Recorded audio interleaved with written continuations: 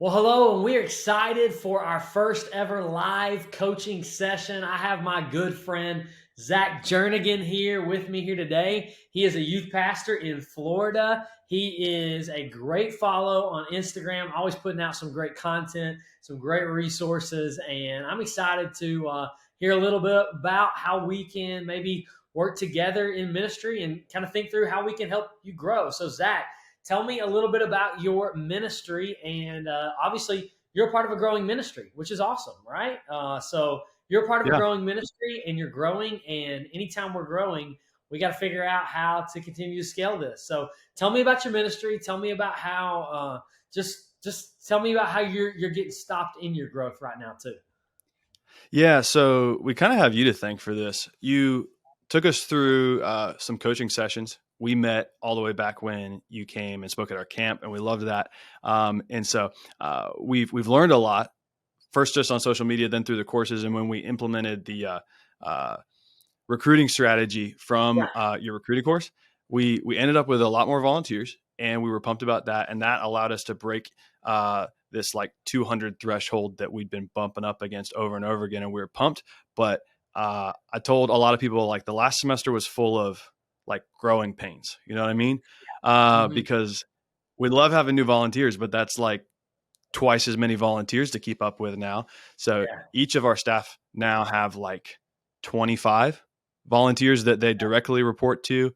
And so now we're in a place where like, hey, this, what we used to do with when we had this many volunteers, that doesn't work anymore. And it's, Yeah. there's cracks and fissures in the system. It's a good problem to have.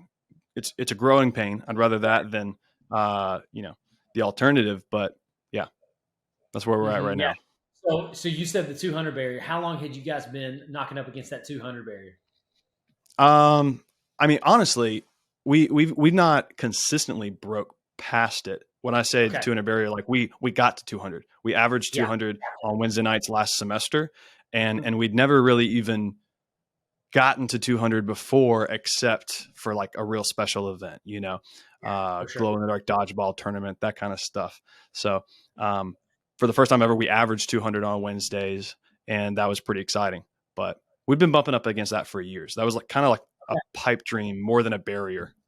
Yeah.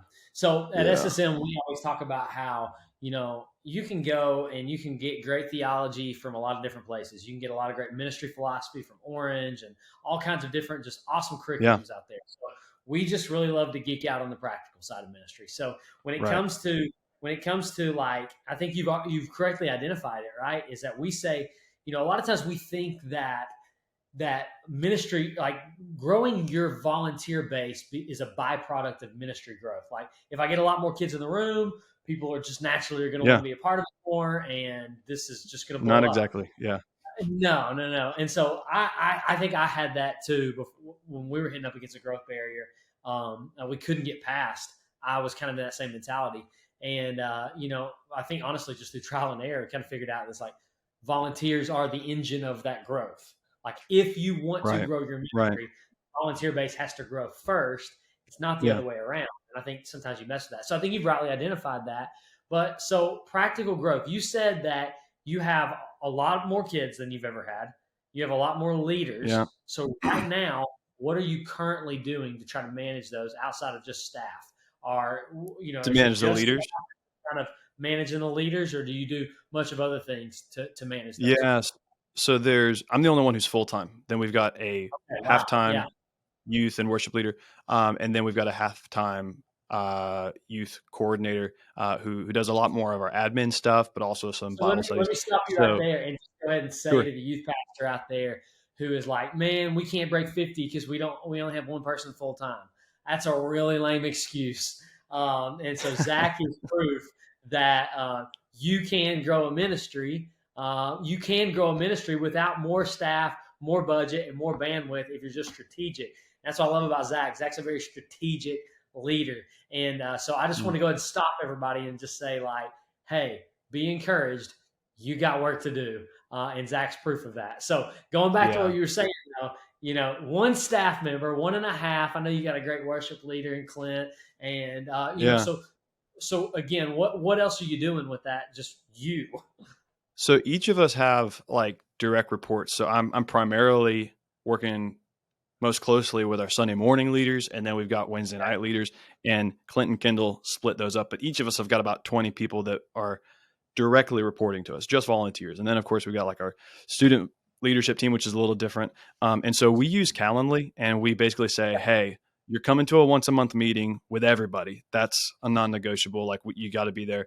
But on top of that, here's my Calendly, and it's your job. Like you've got to prioritize a meeting once a month with me, so I can do some troubleshooting with you and your group, so that I can, understand what some of your issues are, how I can help you grow, and I want to care for you too. So that's what we're trying to do with our leaders. This is the first semester doing that, and it's a little bit tricky. We're learning the software ourselves, and that's been one tool that we're trying to use. And then we've got a weekly email and things like that, of course. But Yeah. those are some of I the things love we're doing now. Calendly is a great tool when you're really thinking about scaling ministry.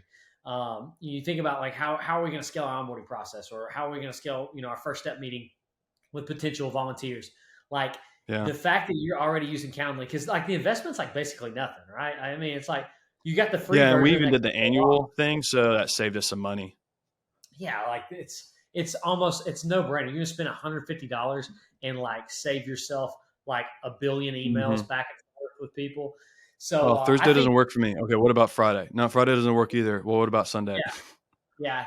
And did you have any pushback when you started? Like because it kind of feels kind of presumptuous at first when Yeah, I did feel a little you funny with it. You and a few other people I know have used it before, and I was kind of like, "Oh, this is cool." But when it came to our leaders, I was like, "I don't want to come across like ivory tower, like I am so busy, and you know, I am allowing you to pencil yourself into my busy schedule." I was more just saying like, "Hey, this helps me prioritize a meeting with you. It protects our appointment on the calendar, so I don't accidentally put something else there. I really value meeting with you, yeah, and I enjoy meeting with you. So use this to help me prioritize meeting with you." It felt a little funny, and sometimes people would be like, "Hey, they just text me, can you do this time?" And I go, "Yeah, but like I need you to use that Calendly. Otherwise, we've got a subscription for nothing, and we're just wasting that yeah, money." yeah. Well, and I mean, systems are stewardship, right? Like Yeah, if you're yeah, going to steward God's money well, and your time is God's money, right? If you're going to yeah. steward the things that only you can do, like there's That'll no AI preach. that can disciple your We are students. paid with tithe money, Yes. dedicated to the Lord and faithfully dropped in an offering plate. Like we should all punch time clocks. Sorry, Yeah. that's Yeah. another conversation for another day. But I mean, you're right though. I mean, anything we can do to build systems to work, and that's my whole heart behind SSM is like there are only few things that pastors can do. Like there's only Yeah, a few things that only you can do. So why would you not invest $150? If I could tell you, hey, I'll give you an intern, you'll pay him $150 a week and or $150 a year, and he's going to schedule all your meetings. It'd be a done. no-brainer. But then you're like, I just don't know if we have the money. No, you're not. You just aren't thinking differently a lot of times. Yeah, But one thing that I've kind of done with as I'm recruiting people is, and as I'm using Calendly as a tool in my ministry, is because I feel the same way. Like you and I have very similar personalities in that we're very confident individuals, and we can come off as arrogant. I don't know if you know yeah. that or not. I don't know if anybody's told you that. I've never Uh, been told that ever, actually. so I'm always kind of like, I don't want to feel that way. I don't want to be that. But Yeah, one way, I don't remember who told me this, but it was a great line that they used with Calendly when they were scheduling. They said it like this. They say, "Hey, I'd love to meet. Send me a few times that you're available, or if it's yeah. easier, here's my Calendly." And every time it's easier There to you get the go. Calendly. And so Right, every nobody, time. I've literally had no one be like, "Hey, here's 3 times I went and looked at my calendar and typed it out to you." Like nobody wants to do that. Right. Everybody's just, It's all easier. right, It's easier. And I and felt that way too. Like when I've used it, I'm like, "Oh, this is really easy." yeah, For the person who is, scheduling something with the person who has an account. yeah. It's nice. When you set up the automations too, when you set up the automations, you don't have because you got the reminder emails going out, so you don't have drops. Like I was getting people Right. no show all the time, which again, Oh, wasting and it God's sends money. me text because sometimes I'm the one who forgets. Yep. So I So need that reminder every once in a while too. I can do a deep dive on Calendly. I freaking love it. But okay, so Yeah. you've been Yeah. Yeah. scheduling and you're doing things. This is so good. You're doing things that scale at 100 students or 1,000 students. Like Yeah. that is so Hopefully. critical that whatever you build where you're at is not for where you're at, but where you're going. You have to build a Mm. system for what you're doing, not right now, but what you're going to be doing when God brings the growth. Because I always kind of put it like this, like, why would God bless a ministry and why would God bless you with growth if you can't sustain Yeah. it? Right. Like, yeah, If it he just knows doesn't you make can't sustain it. yeah. And sometimes God blesses in spite of your system and in spite of your Yeah. strategy. Yeah. I just find it to be a little more faithful to do it the other way around. So that's great. You're thinking scalability. We talk about simple, strategic, scalable systems at SSM, but you're still hitting up against this. There's a people barrier, right? Like no matter Right. how many systems you put into place, you can't change that God made us as relational people, relational creatures. We're made to be face to face. Online is not a substitute for in person. Hmm. It's a vitamin, not the meal. Like we need relationships. So where do you feel like what do you feel like the next step is for you guys? And have you ever thought about doing a coaching structure? Yeah, that's exactly what I kind of wanted to pick your brain about. And it's Yeah. funny, like even some of our volunteers who know us and like they're connected, they've been serving a while, like they're looking at what's happening and they know what needs to happen next. And Hmm. I had a volunteer come to me and say, "Hey, like you have like 25 people that you have to meet with, right?" Yeah. And Kendall has like 25. Well, what if you like train somebody like me to like they were way ahead of it. They were way ahead of Yeah. us. And I'm like, we're working on that exact same thing. I'm going to talk to my buddy Landon about it because I know he's kind of figured some of this out already. I don't want to dig the same well twice. But yeah, we know that we're going to have to like implement a coaching structure where, you know, we don't want to get impersonal. We don't want to be isolated. We still want to be connected to the kids. And of Yeah. course, the leaders. But we got to do something. We've got to scale Yeah. ourselves and train up the right people. Yeah. Yeah. Small group coaches for us, our story, and I've shared it a lot with SSM stuff, is my first youth ministry full time role. We saw explosive growth, went from 100 in attendance to 300 in a year. And it was just like, how do you even Dang. figure this out? Like, it was mind blowing. It was God, but we weren't ready for the growth. We didn't have any of that in place. We didn't have enough small group leaders. We didn't have small group coaching.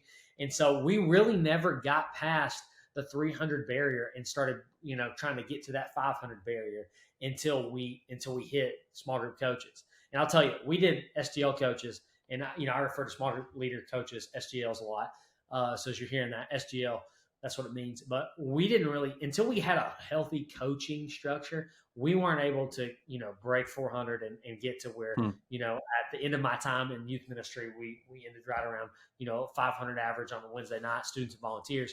But we Wow. weren't able to do that with that many volunteers without a really solid coaching structure in place. And so, as we coach at SSM, we coach you to develop, volunteers. We talk about developing team leaders or small group leaders, kind of that leadership level, and Hmm. then that coaching structure. So, have you, you haven't implemented it yet, but do you feel like coaching would work in your ministry? And if so, what do you feel like are some of the barriers that are going to keep you from actually doing that well?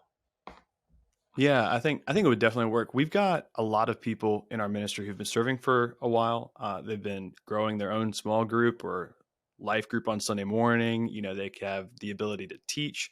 Hmm. They've proven themselves to be responsible and punctual, and they Yeah. communicate well. So there's a lot of people that are like obvious candidates in our ministry.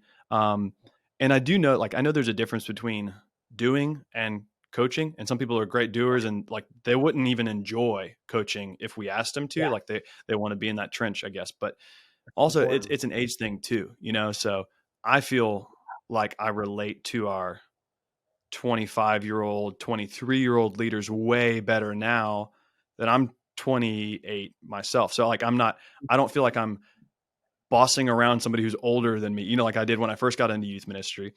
So Yeah. I think there's some people like their age is even like a natural place for them to do something like Mhm. this. As far as like Yeah. what's holding us back, just me, like that hesitancy that like, oh man, what if we roll it out and I don't have everything ready? What if I haven't, simple things too, like little things. I'm like, I want to put together a job description so that like they know exactly what I'm asking them to do. And they have some clear expectations. Cause if I just say, hey, what if you start meeting with them? Well, Yeah. what are they going to go over? They might have their own idea of that, but, and it might be great, but I got to make sure that I'm setting those clear expectations. I haven't figured out all of the answers Yeah. there. Well, you hit on several things, but before I go to those, because the question you have to answer is you have people who lead themselves. So that's what we call a volunteer. They lead themselves. They might be in the cafe or they might be checking kids in, and then you have somebody in your ministry is leading others. And so you have usually that's a small group leader, an SGL. Yeah. The question then really becomes who's leading the leaders, Yeah. and then who is the best person to lead the leaders. And at a certain point in time, the best person is you. But the moment it's just like anything. If your small group gets too big, you got to branch that group. If the amount of leaders that you have, and that's where we really failed when we first in my first youth ministry assignment. Where we really failed is that we gave, we're like, hey, we're going to do small group coaches, and then we gave them like all the small group leaders to like one person, and it failed horribly. Really, we're doing small group coach, not coaches, just coach. Yeah, it was a coach, and it was worse. And so I always like when I'm coaching people around small group coaches, I'm always like, hey, listen, it's going to take you a few years to get this right. And I think going in that with those expectations is that you're going to have to kind of trial and error a little bit of some of these people if they're good for coaching, because you said it. Not every great SGL is going to be a great SGL coach. Not every great small group leader is going to be a great small group leader coach. For example, probably some of the best small group leaders are college students. Why? Because they're fun. They got so much time. They're always down to go to midnight. They bring energy to your ministry. They're cool. I mean, who doesn't want to hang out with college students when you're a ninth grade freshman dude? Right. But you try to put that kid or you try to put that young adult into a leadership. I call him a kid like I'm 40 years old. And, you try to put that young adult into a coaching environment, and it's just a different skill set. So there's three things that I talk about, like when you're looking to find a good small group coach, okay? The first thing is this. I kind of say, all right, they are somebody who understands students but knows adults. Like that's good. You need to like understand youth culture. You need to, kind of have just like a cursory understanding of it, or have been around students. Some of the best people were people who maybe they were a youth pastor in their 20s and now they do something completely different in their 50s.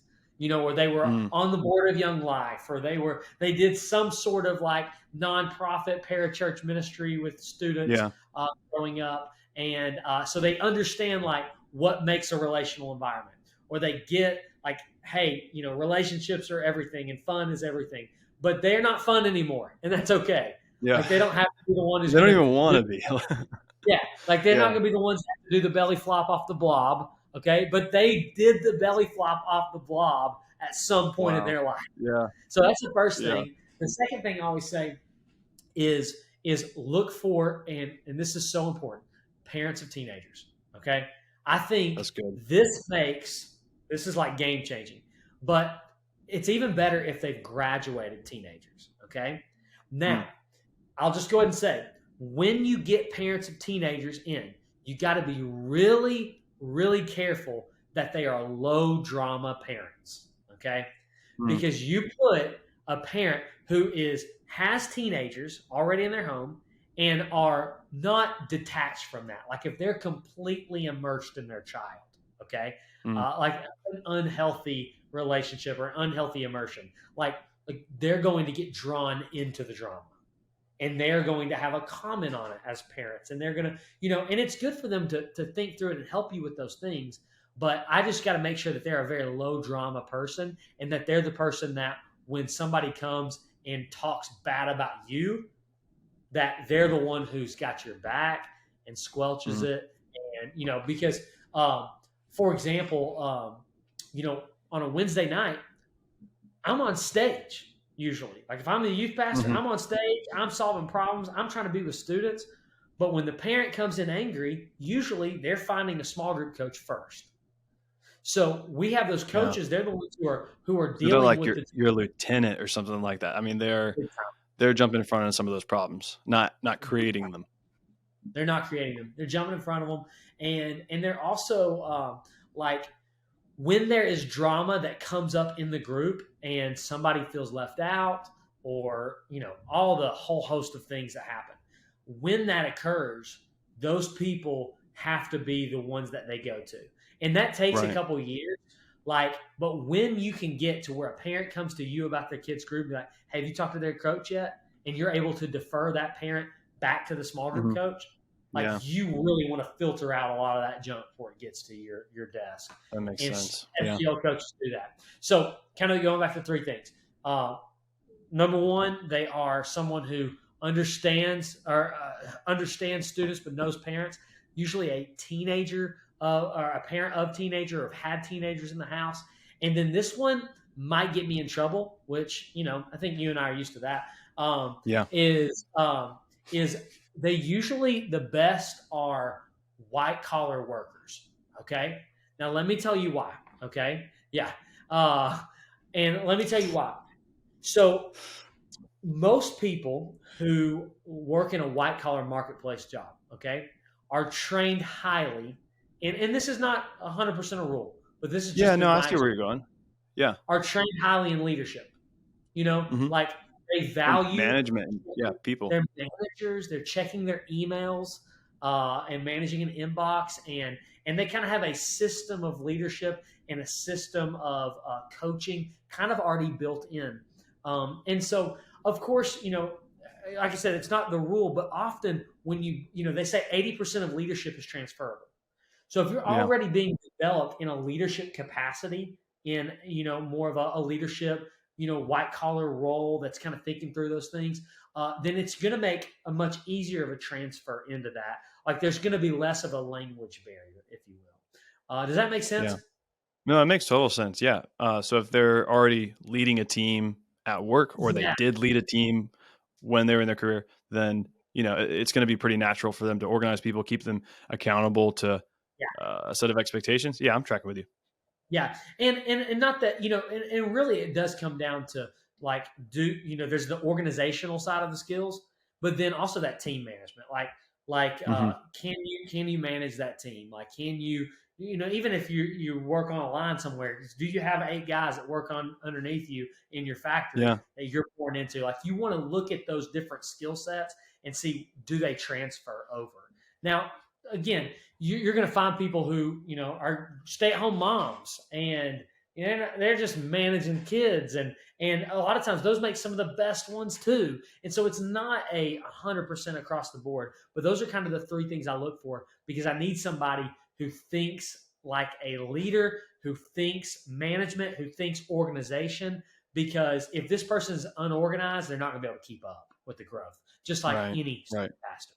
You can't lead a growing student ministry if you don't have some sort of administrative skills. So Right. in So the like, same, don't, if you've got a small group leader who is constantly late and never RSVPing or showing up to the meeting late, like that's not the yeah, person you want to, not that it's yeah, a promotion, but like, it's not the person you want to move further up in the hierarchy, so to speak. for sure. And like I'm really equipping a lot of these people to use Planning Center tools. So I'm in our context we always use Planning Center. So we're teaching them Yeah. how to look at check-ins, and how to look at the spreadsheets I send them and see where the different Hmm. data cracks are, where it's like, okay, these groups are suffering, and then also you're looking at like I'm showing them like how to manage like their rosters and kind of keep up with the organizational side of Yeah. things. And honestly, this has just been my experience. Honestly, uh, guy small group coaches seem to be worse at that, to where your lady You coaches seem said to it. be way more detailed. Yeah. We're terrible at that. We don't think details, but so No. many of the ladies that are coaching in our ministry, they stay so detailed, and that is such a skill. You got to be detailed, but also think big picture as an SGL coach. Yeah. And that's how people fall through the cracks. That's how you have a kid who just stops coming, and it's 6 months later before anyone really notices. But you've got rosters and tools like that Planning Center or Church Community Builder, whatever you use, that like those tools are there to keep kids from falling through the cracks. And that's the last thing that we want, for them to, Yeah. go unnoticed or for their discipleship to stop.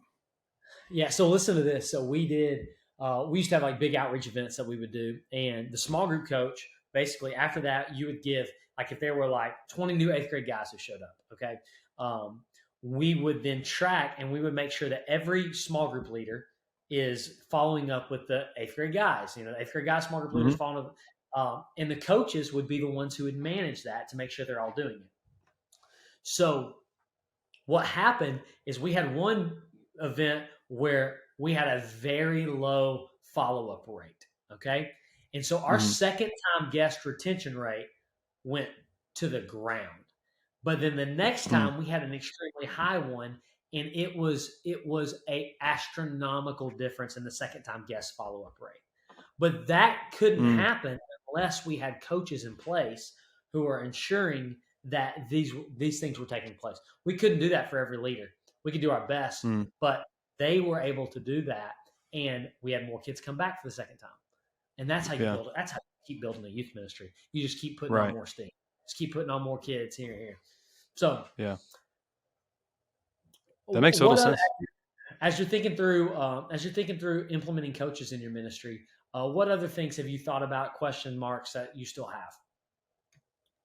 Man, I think I just need to own up and do it. Honestly, there's certainly some things I want to figure out. Having clear expectations. I don't know if you ever put together like a job description for that kind of person or a set of expectations.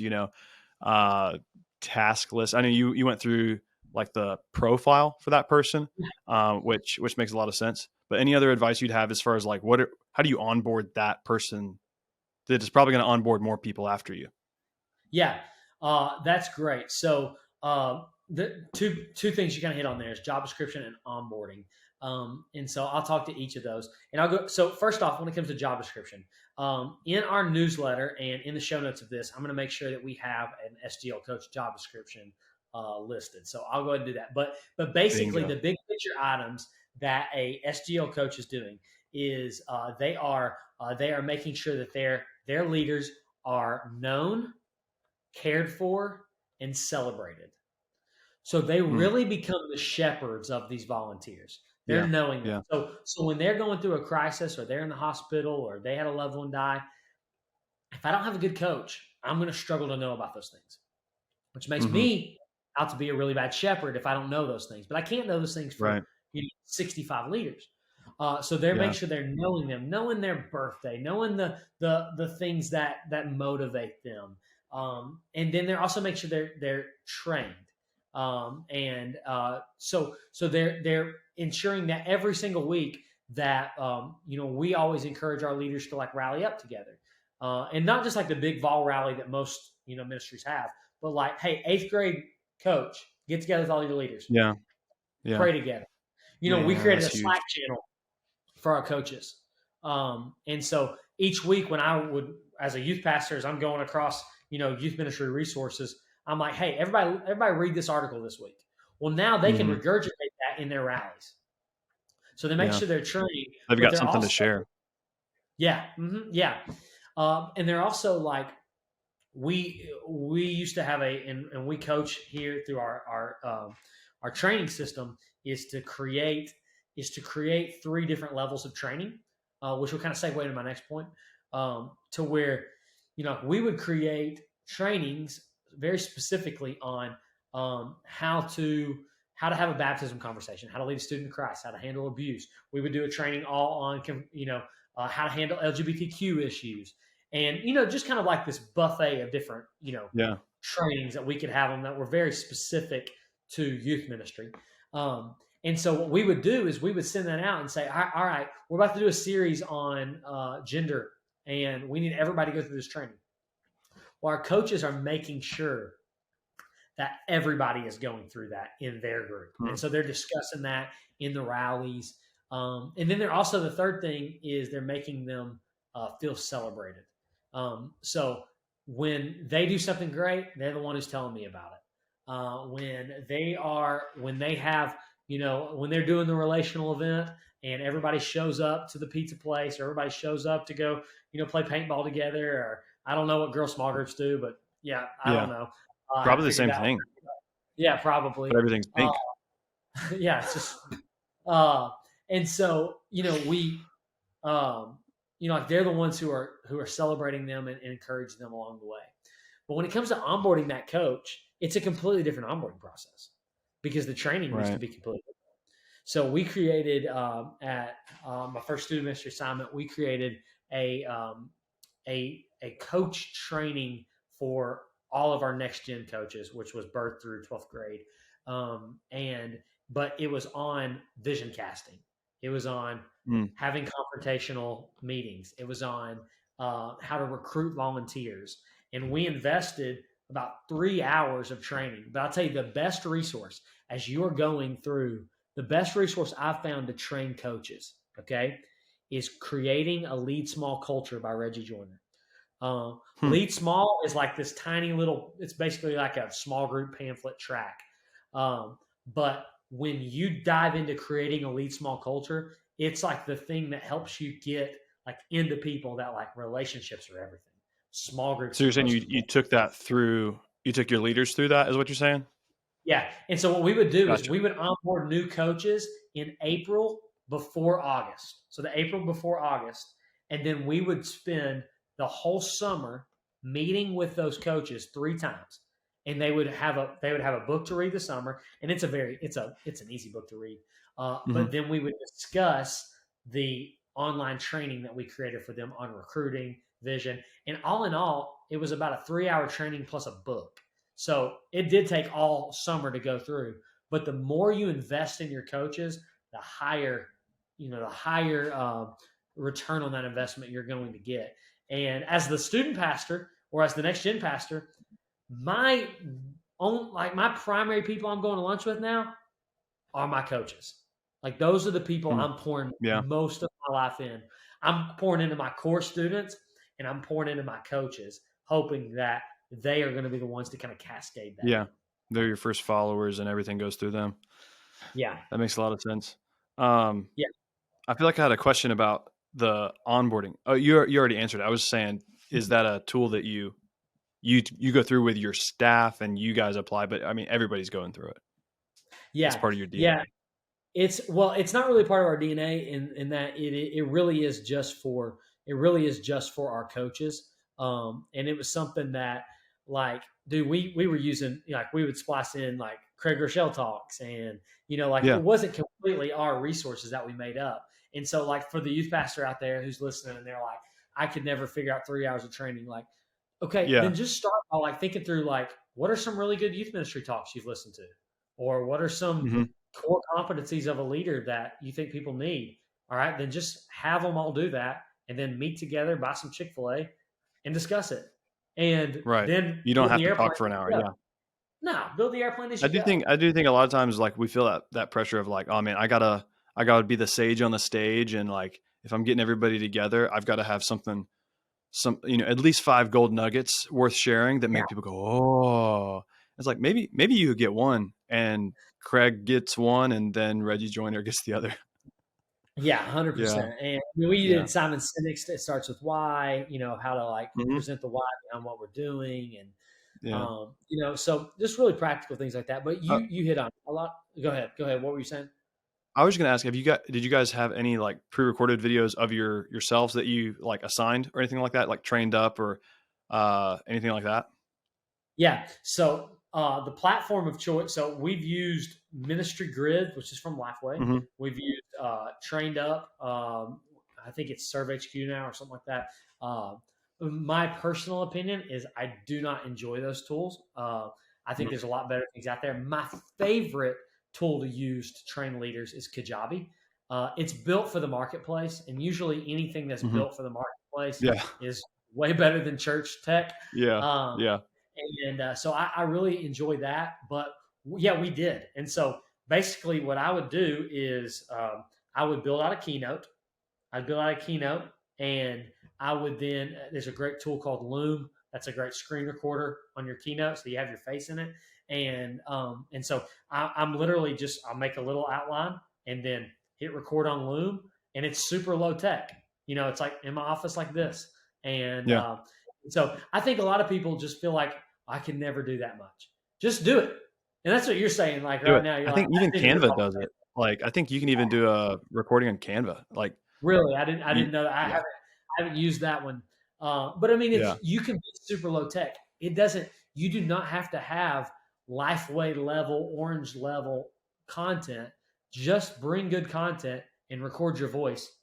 And I bet every youth pastor right now has everything they need to pull this off. Even if you just mhm, send out the YouTube video link, like yeah. you can So, do it. like, There's no excuses. cross your heart, hope to die that you actually watched it, and we'll start there.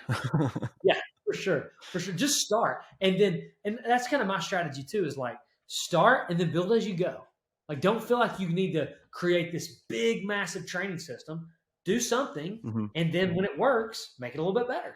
Make it a little bit better. Hmm. Don't waste your time potentially building something that's going to suck. That would not be Right. good. That's a I don't bad know how stewardship. many. Sorry, I was gonna say I don't know how many churches use Right Now Media, but we are using it. Like, we're uploading our videos and assigning them to leaders with Right Now Media. And the only Yeah. reason we're using that is because our church was already paying for it. Yeah. And I was like, I don't want to pay for another subscription. So for right now, Yeah. that works. But you might Yeah. already have that if your church is using Yeah. it. The first time I ever created them was with Right Now Media because they had the quizzes at Yeah. the end that you could take. Um, Yeah. but when you move up to something like a Kajabi or something, you get like to where you can create like this buffet of this menu, or you can Nice. send them assessments, you can send them follow up emails. It's really a great tool, and you can really create Yeah. like a volunteer website where all of your resources That's live. cool. And so I love that. And so if anybody's listening and they want to jump in on Kajabi, DM me or send our ministry an email and let's talk, and I'll show you how to set it up for you as well. And so, but you hit on it, dude. Sometimes you just got to rip the Band-Aid off and go, because it's like, Hmm. how do I find these leaders, or how do I pull them out? Sometimes you just got to pull out your best leaders, and because it's never going to change until there's some sort of sacrifice, until there's some amount of, hey, and I think there's just an expectation there, like when you pull out your best leader, okay, when you pull out some of your best leaders to be coaches, um, and if they're like juniors halfway through their junior year, just let them double up for a year, like Yeah. and do both, and then the next year they'll be on their own. But sometimes you just got to pull the Band-Aid off, and you just got to realize that there's going to be kids who maybe leave and maybe aren't as connected as they used to be, and that stinks. But until you start developing more leaders, there are thousands of kids who never even have the opportunity to say no to coming to church because no one's ever Man, asked. And until that's the right we perspective. develop leaders to do it, then until we develop leaders to do it, then we're missing out on God's mission. So man, this has been That's so great. helpful, man. So Yeah. Zach, I hope it's been helpful. So like I said, Zach's a great leader, and I hope everybody follows him and connects with him and books him to speak at his camp, at your all's camps. But Zach, where can people find you and connect with some of the content that you're putting out? I spend a lot more time on Instagram than anything else because I'm too much of a boomer for some of the other platforms. So at Zack Jernigan with a K, and then there's a website where I do a few different tools and newsletter. That's just ZackJernigan.com with again, Zach with a K. Yeah. He's got some really great resources out there too for purchase and some for free. And I would just commend everybody to take access to those, because anytime you teach something, you know it a lot better. So That's now true. that you're That'll teaching preach. stuff, you And that probably makes it know it a lot. fun. Yeah, it does. It does. So, man, I hope it's been helpful. Well, thank you, Zach. And, man, I hope that you, if you're listening, are able to apply this conversation today. And we hope it helps you. We hope it helps you grow your ministry through simple strategies and scalable systems. And a great simple strategy is small group coaches Now you just got to rip that Band-Aid off and do it.